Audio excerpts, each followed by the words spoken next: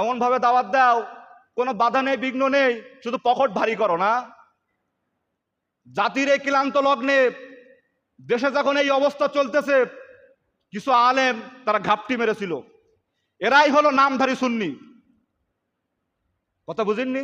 নামের আগে দিছে সুন্নি, কিন্তু মানুষকে মারা হচ্ছে, বাচ্চাদেরকে মারা হচ্ছে। এরা কোনোদিন মাঠে নামিনি। কোন দেখেছেন কোন সুন্নি মাহফিল, কোন সুন্নি বক্তা মাঠে নেমে হুঙ্কার দিয়েছে? দেখেছেন কোন সুন্নি বক্তা মাঠে নেমে হুঙ্কার দিয়েছে যে যদি আর একটা গুলি চলে দেশে এই অবস্থায়? কেউ বলেছে মামুনুল হক সাহেব, বলেছে হেফাজতের বক্তারা, তাই না, আলেমরা, এরাই কোনোদিন মাঠে নামেনি। যত বেদাত দেখবেন সব এই নাস্তিকদের পক্ষে কথা বলে। কথা বুঝে আসছে? এরাই এরাই আজ আলেম। আজকে আলেমদেরকে চেনে